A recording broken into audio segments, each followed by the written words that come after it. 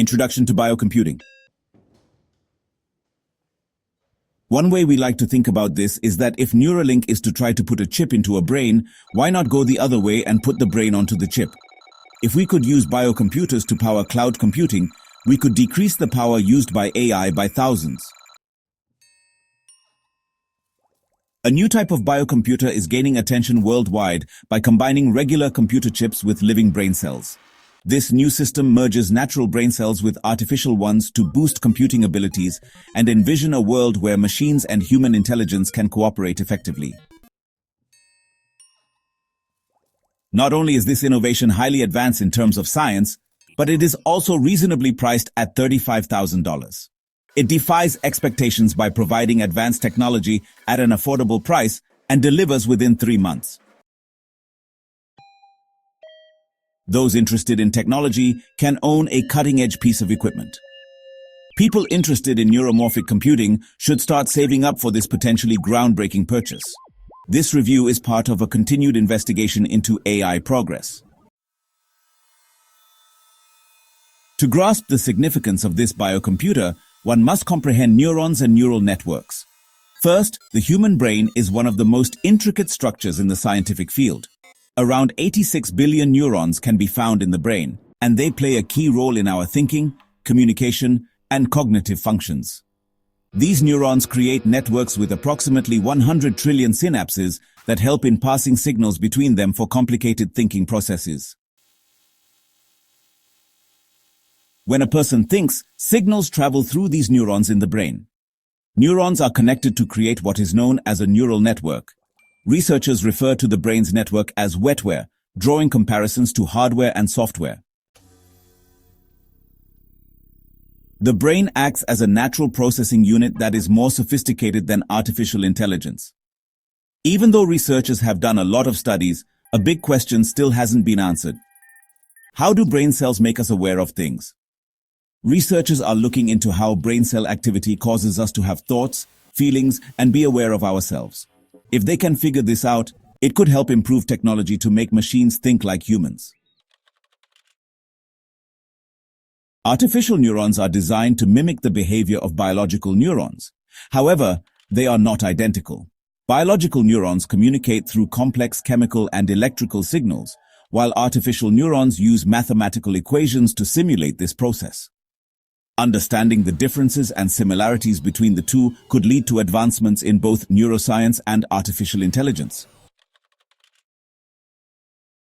New technology like generative AI and large language models are trying to copy how our brains work by using artificial networks that act like brain cells through math equations. Artificial neurons do not completely mimic real biological neurons. They only copy certain parts of neural activity rather than replicating how a living brain works. Many people mistakenly believe that artificial neural networks operate the same way as biological ones. The AI industry fuels this misconception by referring to artificial neural networks as neural networks without highlighting the important distinctions. Many people believe that artificial intelligence is capable of human-like thinking, but in reality, it can only identify patterns and make statistical forecasts. So, how are artificial neurons connected to the brain? Let's find out. Connecting AI to the human brain. Scientists have been researching how to connect human brains and computers for many years. This has resulted in the creation of brain-computer interfaces, also called brain-machine interfaces. Companies such as Neuralink, started by Elon Musk, have made important advancements in developing technology that can connect to the human brain. These interfaces serve as channels for communication, enabling signals to be sent between the brain and external devices. Scientists can use these interfaces to track brain activity and trigger certain areas of the brain. In the future, this technology could potentially enable individuals to operate computers, robotic limbs, or various other devices just by thinking. Although the complete capabilities of BCIs are still being discovered, they play an important role in combining human intelligence with artificial systems. In science fiction, the idea of a brain in a box is often portrayed as a futuristic concept, where a human brain functions without a physical body. Although this technology is not available right now, scientists are looking into different ways to create a similar result. Creating a very advanced artificial neural network that can mimic human thinking is one way to possibly transfer a person's brain contents into a machine. This could help preserve memories, knowledge, and cognitive abilities. However, this idea brings up difficult ethical and philosophical concerns about the concept of identity, consciousness, and the essence of being human.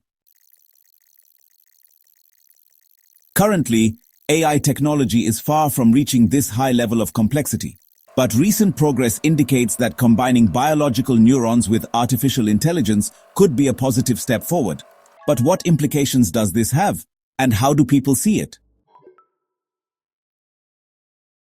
The human brain is clever because it uses a small amount of energy when performing difficult tasks. It only needs 12 watts of power, which is much less than what a light bulb uses. Unlike a light bulb, the brain can think, make decisions, and control the body using very little energy.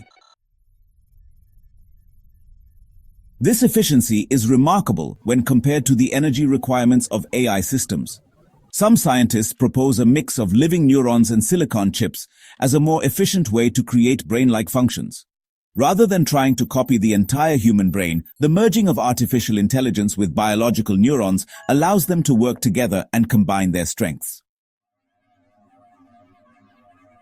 This new biocomputer has the potential to completely change how we solve problems, and it can communicate with living neurons to improve processing power through a feedback loop. This innovative system has applications in medical research, robotics, and other scientific fields. However, using living neurons in technology raises ethical issues. The source of these living neurons is a crucial aspect to consider in biocomputing. Scientists explain that these neurons are created in a laboratory instead of being taken from living organisms. The lab-grown neurons are artificial and have never been a part of a real brain. This may help with ethical concerns, but some people believe that making synthetic neurons for computing raises moral issues. On the other hand, some believe it's okay to use these neurons in technology as long as they do not have feelings or consciousness. The AI industry is having difficulty with the large amount of energy needed to run powerful models. Data centers use a large amount of electricity, which strains power grids and raises concerns about sustainability. As artificial intelligence is utilized more for automation and decision-making, the problem of energy consumption will worsen. There is hope for biocomputers, which merge artificial neural networks with biological neurons to revolutionize computation. Researchers aim to develop processing units that mimic the human brain by incorporating living neurons into computer systems. Synthetic neurons on silicon chips could reduce the energy required for complex calculations. Biocomputers could be better at processing data, saving energy, and improving performance. This new way of computing needs a new approach to how things are set up. The key problem is determining when to use artificial neural networks versus biological neurons. It's crucial to find the right mix for efficiency. Researchers are coming up with new ways to label these mixed systems, like synthetic biological intelligence or Wetware as a service. These biocomputers contain both living and artificial neurons. This fresh technology offers advantages beyond just saving energy. It could enhance AI models to think and adjust like human brains, resulting in quicker and more natural machine thinking. Now, let's take a look at the real created biocomputers and their functions. The creation of the real biocomputers. An Australian company named Cortical Labs has made a significant advancement in this area with the creation of a new biocomputer called CL1. The CL1 is the first of its kind in the world, allowing users to incorporate living neurons into computational processes. One of the key features of the CL1 is its ability to operate for a duration of 6 months. Made possible by an environmental containment system that keeps the living neurons sustained, Users will not need to worry about the upkeep of these neurons as the biocomputer takes care of it all automatically. Even though the CL1 has a modern design, it looks like a regular computer with USB ports, a built-in camera, and a touchscreen that allows you to check its environmental system. But it is different from typical computers because it has a unique kind of processing unit that merges artificial and biological neural networks. Cortical Labs has been developing this technology for many years. In 2022, they showed how effective it is by teaching a biocomputer to play the game Pong. This was a significant achievement in creating synthetic biological intelligence, demonstrating that living neurons could interact meaningfully with digital worlds. A study released in 2023 discussed the progress in this area, emphasizing how biocomputers could change the way we think about AI and computing. One of the most interesting things about this technology is how it works together with its surroundings.